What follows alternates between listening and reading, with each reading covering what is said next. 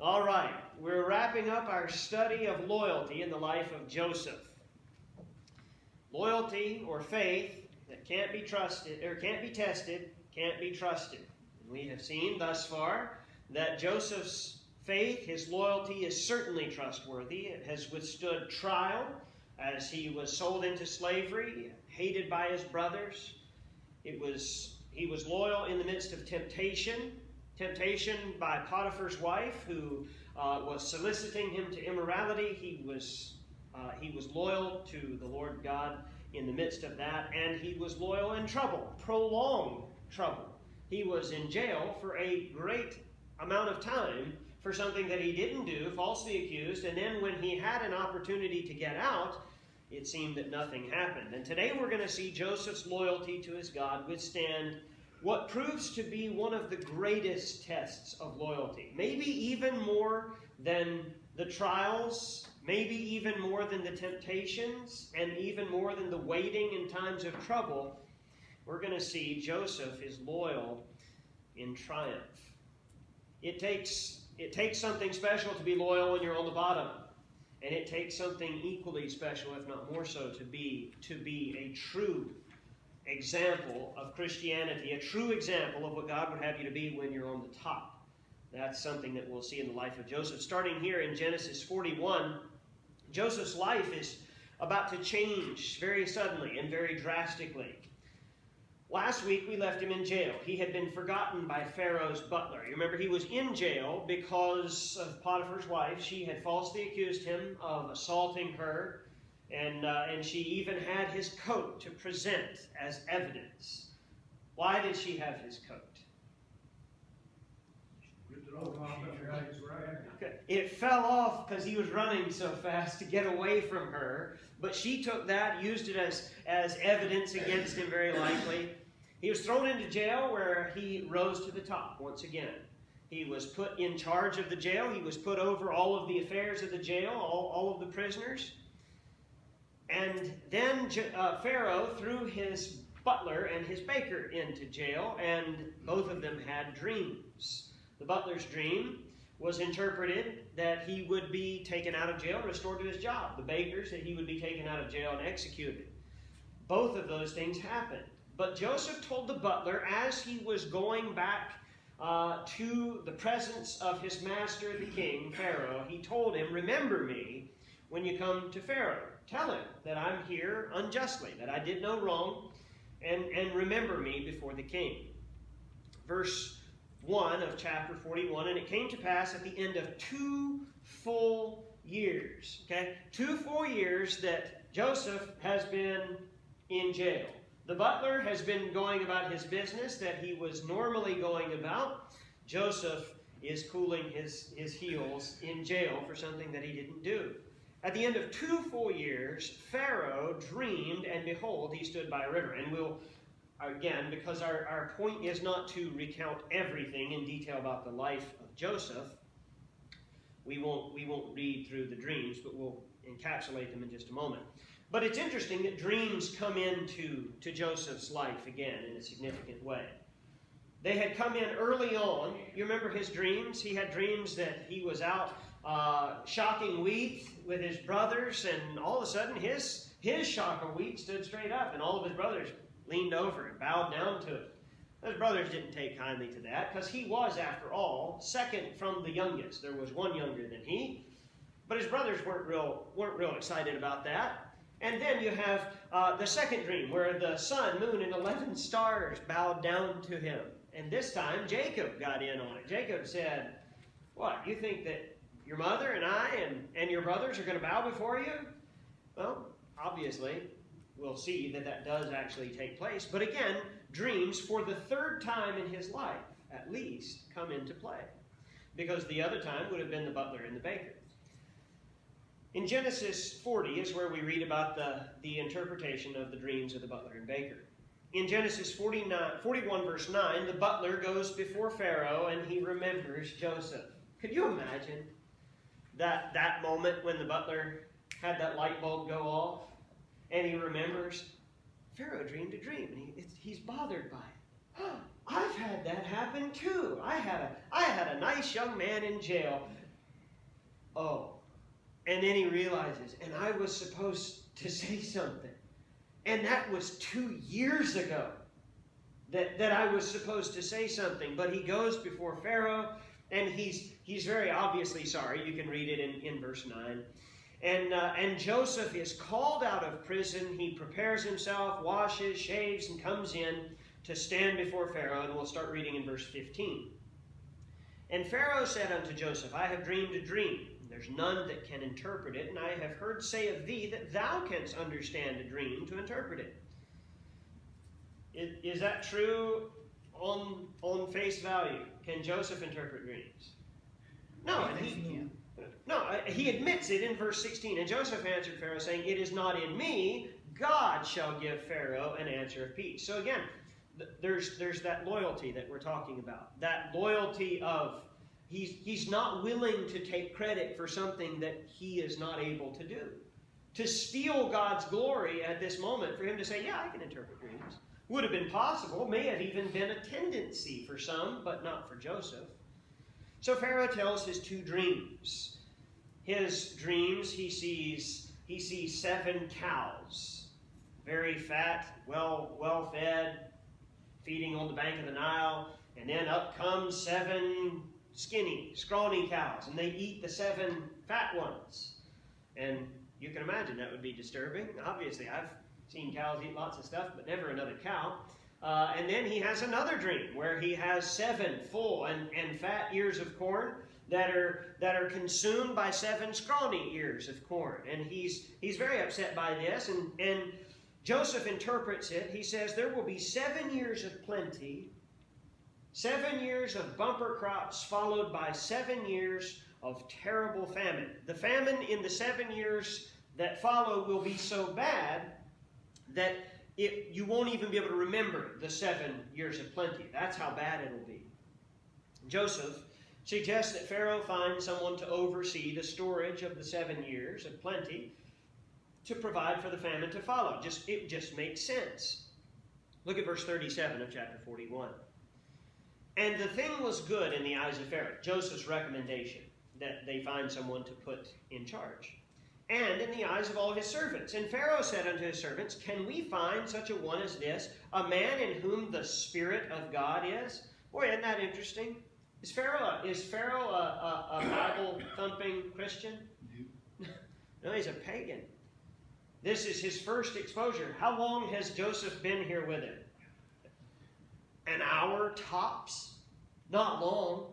And yet he is able to immediately see that this is a young man who is under the control of another. Like we've been talking about on Sunday mornings. Be not drunk with wine wherein is excess, but be filled with the Spirit. He sees a young man who is very obviously under the influence of something else, or someone else. Verse 39, And Pharaoh said unto Joseph, Forasmuch as God hath showed thee all this, there's none so discreet and wise as thou art. Thou shalt be over my house, and according unto thy word shall all my people be ruled. Only in the throne will I be greater than thou. That proclamation that Pharaoh just made obviously has the hand of God on it, doesn't it? Again, how long has Pharaoh known Joseph? Maybe an hour. And he just said, you're it. You'll be the boss of everything. Only in the throne will I be greater than you. He takes a man who just prior to this had been wrongfully imprisoned for years. A man who had been sold into slavery years before that. And he takes him and elevates him to the second highest position in the world superpower. Now, power corrupts. Absolute power corrupts absolutely, right? We saw that in 1 Samuel as we looked at what would happen when you elevate a king. And yet, Joseph suddenly comes into the closest thing to absolute power. And it doesn't corrupt him. Why? Well, I would make the case that God knew that Joseph could handle being blessed by watching the way he had handled all of his hardships. God had watched Joseph as he had been sold into slavery and risen into the top of Potiphar's house, only to be gone into jail, only to rise to the top of the jail. and then only to be forgotten, and then to rise to the second most powerful position in the government. And God knew exactly what he could trust this loyal servant with. And in this case, the reins of the world is what God could trust him with. Had it not been for Joseph, what would have happened? Well, we will read later in Genesis, when he's talking to his brothers, he said, you meant this, what you did, you meant it for evil, but God meant it for good. He sent me ahead so that I could save your lives. Well, from the sons of Jacob came Messiah. So Joseph, a man who was loyal in trial, in temptation, in trouble, is now facing triumph as he comes to the ultimate pinnacle of truly any man's authority. He's running the world. How does Joseph use his newfound power? In chapter 42, the famine is not localized. It's not just Egypt. It spreads all over the area. It's not that far. It's a couple days' walk from Canaan to Egypt. Verse 1 says, Now when Jacob saw there was corn in Egypt, Jacob said unto his sons, Why do you look one upon another? In other words, boys, why are you sitting here when you could go down there and get food? We're out of food, go get some. So Jacob sends his 10 sons, he keeps Benjamin back, sends his 10 sons to Egypt to get food in verse 2. And he said, Behold, I have heard that there is corn in Egypt. Get you down thither and buy for us from thence, that we may live and not die. And Joseph's 10 brethren came down to buy corn in Egypt. So they come in before Joseph. Joseph knows them, but they don't know him. Can you imagine what the years of trial that Joseph has been through would do to you? It would age you, no doubt. And Joseph is now here in the pinnacle of power. His brothers probably assumed that he had been long since dead. He had been sold into slavery years before. And slaves don't usually last that long. He's probably used up. He's a broken man. Little do they know that it's their brother who they come before bowing. Bowing. Where have we heard that? Well, all the way back in his dream, his brothers come and they're bowing before him. They come and they're asking him for food, and Joseph gives them a hard time. And that looks petty on the surface, but I don't think he was being petty. I think he was genuinely trying to determine whether his brothers had had a change of heart. I think he was doing this with a purpose. He wasn't being vindictive with his power. If he wanted to be vindictive, he did a really bad job at it, because he could have hauled them all out and had them executed. If he was that bitter, he could have been much meaner. I think what he did with a purpose. He accuses them of being spies. He said, you've come to search out how bad it is. And he threw them in jail. In verse 17, he threw them in jail for 3 days. In verse 25, he lets them out of jail. He keeps one of them. He keeps Simeon, and he sends 9 of the 10 brothers home. And they take as much food as they can carry, and he puts something in their bags of food. You remember what he put in them? Puts the money that they paid for it with. So now they come back, and they get home to their dad, and they open up their sacks of grain and see all of their money. Well, what do you think their dad thought of them? What was Jacob's opinion of his 10 sons prior to this?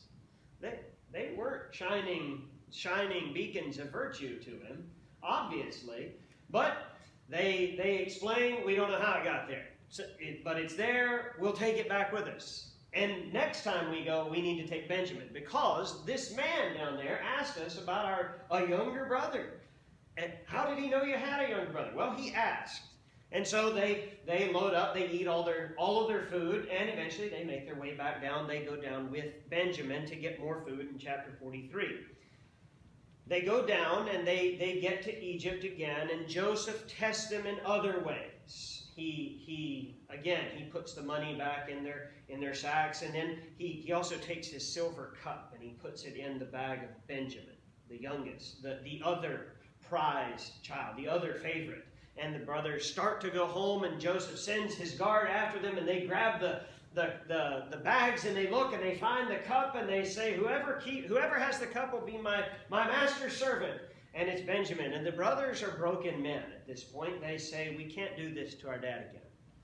We can't pawn off another one of his sons. We can't just let this go.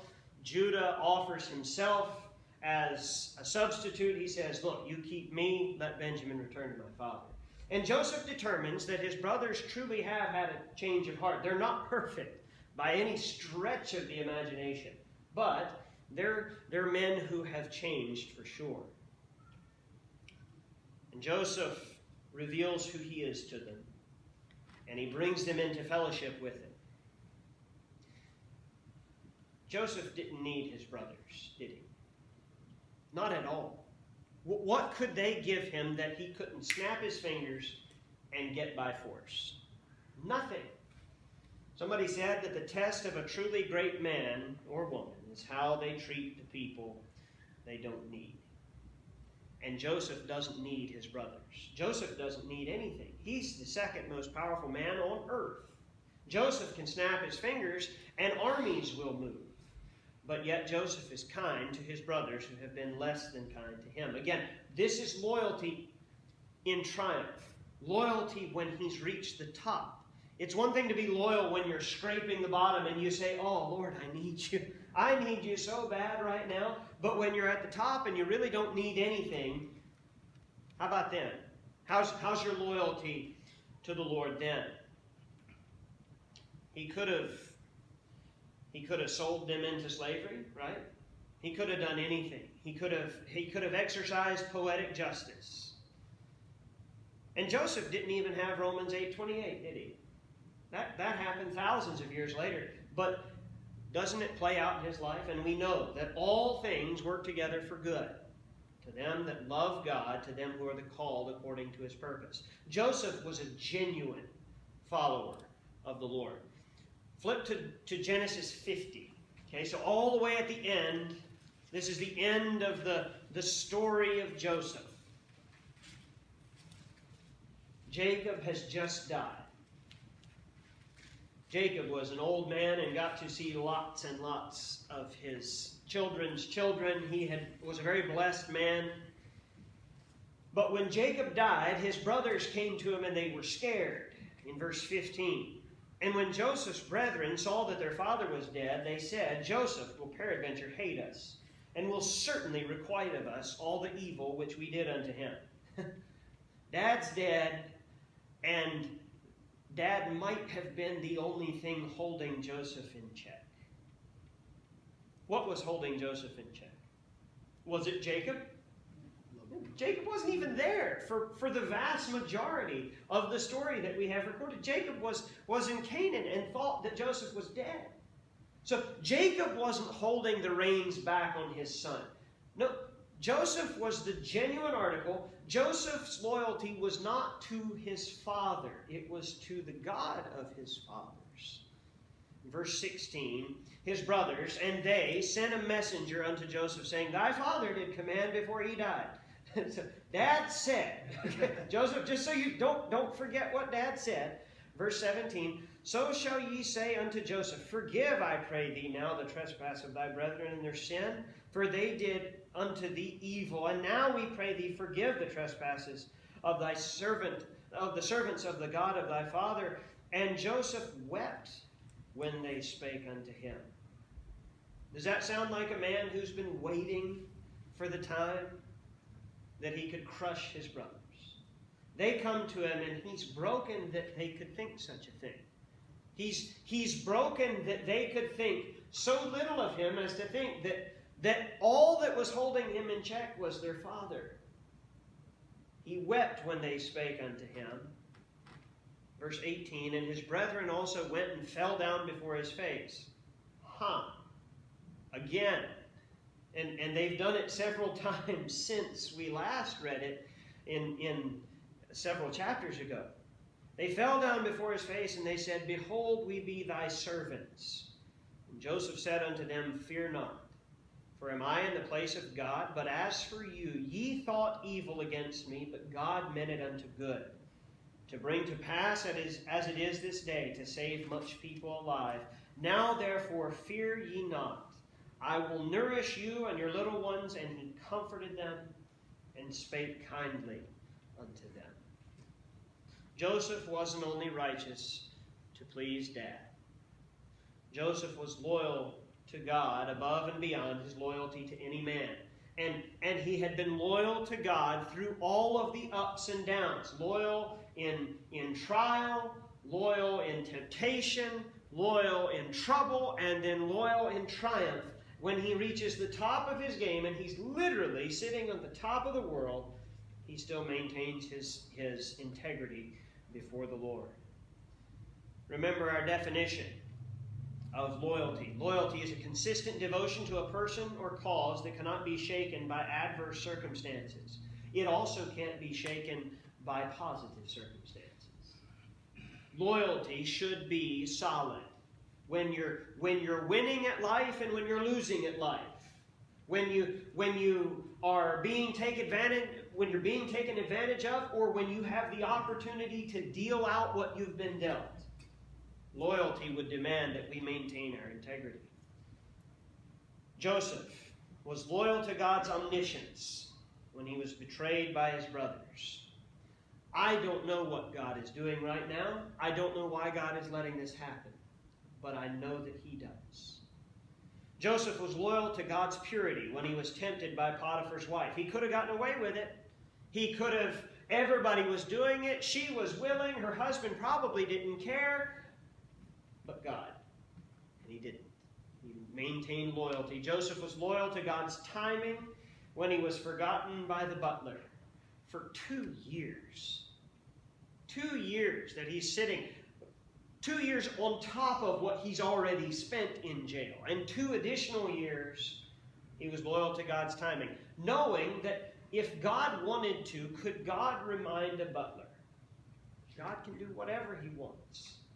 And Joseph knows, I'm going to leave this in God's hands. And then Joseph was loyal to God's holiness and God's mercy when he reached the top. When he got all the promotion, he maintained his loyalty. So where does your loyalty lie? There are lots of things in life to which we should be loyal. Lots of ideals to which we should be loyal. You can be loyal to people, but people will let you down, won't they? You can be loyal to a place, to a country. You can be loyal to a church. You can be loyal to an institution. But all of those things can let you down, can't they? All of those things can change. You can be loyal to your own preferences. Well, they change too. Or you can be loyal to your God. You can get to know your God by going through His Word. You can be loyal to the ideals that He's laid out for us in His Word. He'll never let you down. And He'll maintain you through all of the ups and downs of life. Who and what you're loyal to will determine how you'll handle betrayal, temptation, disappointment, promotion, boredom, and many other attitudes that you'll have to deal with along the way. But loyalty is important. Loyalty first and foremost to the Lord Jesus Christ and all that He's done for us. And if we can maintain that loyalty, then we can be used of God just as Joseph was, in spite of the ups and downs. Any thoughts that you guys have on this whirlwind trip through the life of Joseph? Yes, sir. Probably not because of loyalty. God still uses the prison system. There's a lot of godly men that's come out of the prison system, once they kind of broke them. And, absolutely. Not because it was probably loyal. They probably weren't there for that reason. Yeah. But even today, it's probably. God, many times, probably I would even say most of the time, God has to bring all of us and mankind in general to the end of themselves before they're willing to start looking for Him. I've talked to a lot of people who, life's going too good for me to need God right now.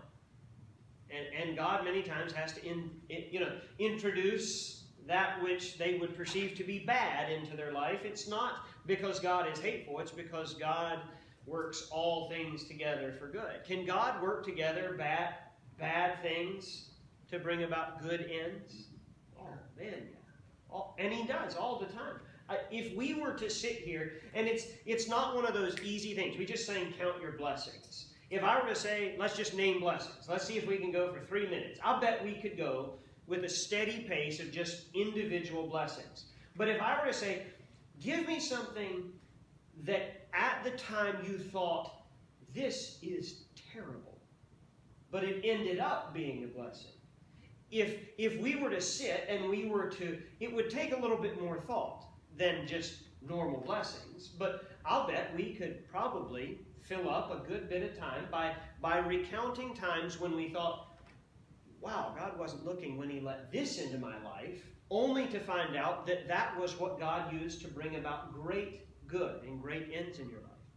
But that ideal, that loyalty that maintains itself, even when things look bad, when you can say, I know that God has a plan, and I'm going to walk close to him, and we're going to both walk out the other side of this, and I'm going to learn whatever the lesson is that God has for me in this. God can do that. And it takes a little bit more thought for us to think those things out, but I'd encourage you to do some thinking. God many times brings us to the end of ourselves so that he can step in and do what only God can.